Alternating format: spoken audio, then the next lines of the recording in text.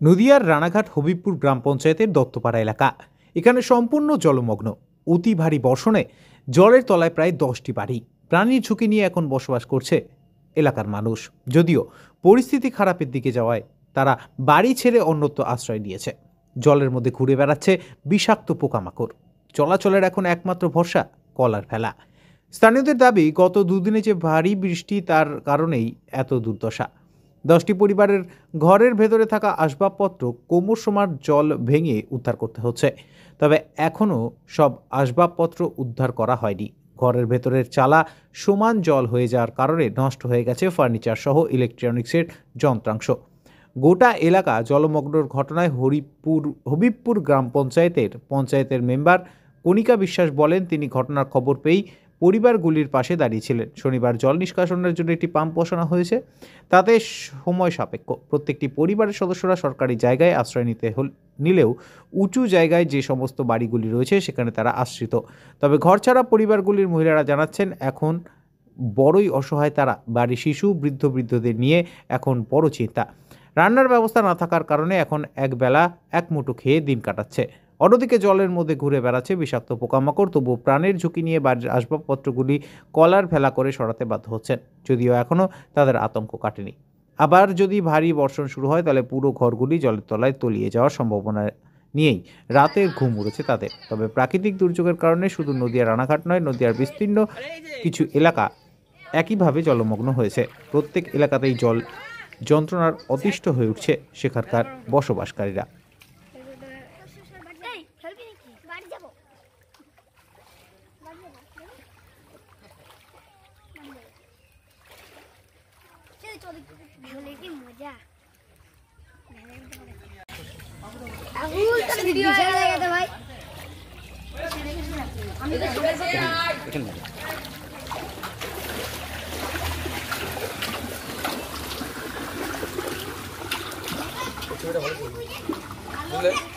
জিনিস ক্ষতি হয়েছে। চারখানা ঘরে যত জিনিস ছিল, রান্নাঘর পর্যন্ত 5টা ঘরে একটা জিনিস আমরা নিতে পারিনি। সব লেপ, কেতা কাপড়, শোকেস, আলনা, টিভি, ফ্রিজ আর তাতে যে জিনিসপত্র ছিল সব ভিজে গিয়েছে।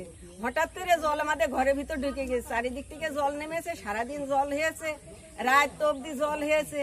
এবার রাত 7টা-8টার দিকে একেবারে ঘরের ভিতরে মাজা জল হয়ে গেল। তখন আর কিভাবে জিনিসপত্র নেব? আর কিছু নিতে পারলাম না। আমরা জীবন বাঁচানোর জন্য একজনের ঘরে এসে আশ্রয় নিয়েছি। অল্প কয়টা এইসব কাপড় চোপড়, হাতের জিনিসপত্র সব ভিজে নষ্ট হয়ে গিয়েছে। কত লেপ, কেতা কাপড় একটাও বের করতে পারিনি। আর সমস্যা, খাওয়া দাওয়ার সমস্যা, রান্না বাড়ার সমস্যা। ঘরে তো ঘর বাড়িতে সব তৈরি গিয়েছে।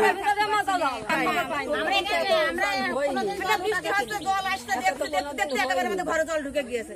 আমরা জানি ঘরে জল মনে করছি উঠবে না, ঘরে জল গর্ত ছিল, গর্তটা বন্ধ করে দেওয়ার পরে এই সমস্যাটা দেখা যাচ্ছে। আগে এরকম সমস্যা হতো, জলটা এসে ওই গর্তটা জমতো। এখন জমিটা ওখানে ভরাট করে দিয়ে গর্তটা আমাদের পিছনে ছিল, সেই কারণে এখন এই জলটা হলে আর বেরোনোর কোনো জায়গা নেই। জল এখানে আসলেই জল এবং কাজ চলছে যে মাঠের জলটা যাতে নামানো যায়, সেই জন্য জেসিবি লাগানো হচ্ছে। মানুষ এমনি সাধারণ মানুষকেও নামানো হয়েছে, যে মুখগুলো আটকে আছে সেই মুখগুলো কেটে যাতে জলগুলো নামে। আর যাদের বাড়িঘরের অবস্থা খারাপ হয়েছে তাদের জন্য আমরা অবশ্যই বিডিও অফিসে জানাবো যে সেখান থেকে কী ব্যবস্থা নেই। আর আমাদের যতটা সাধ্য হবে আমরা তো যাবোই, গেছে এবং দেখতে আমাদের যে মেম্বার আছে সে তো সবসময় সেখানেই রয়েছে। এবার আমাকে তো সব দিকে দেখতে হচ্ছে। এবার সব জায়গায় হয়তো যাওয়া হয়নি, কিন্তু আমি যাবো, সেখানে গিয়ে আমার যতটুকু সম্ভব আমি ততটুকু চেষ্টা করবো তাদের পাশে থাকার। আর অবশ্যই তাদের পাশে থাকবো।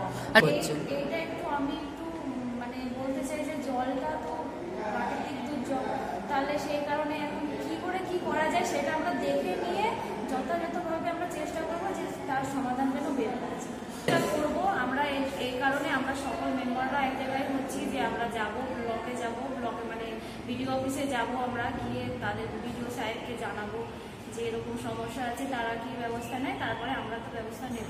আমরা নিজেদের থেকে হলেও সেটা আমরা চেষ্টা করব যাতে সেখান থেকে সেখানকার মানুষ সুস্থ থাকুক, সম্পূর্ণ ভালোভাবে থাকুক, সেটাই আমরা চেষ্টা করব। জায়গাতেই আমরা যাবো, চেষ্টা করবো সব জায়গাতেই জিনিসটা যাতে রিকভারি হয় এটাই আমরা চেষ্টা করব।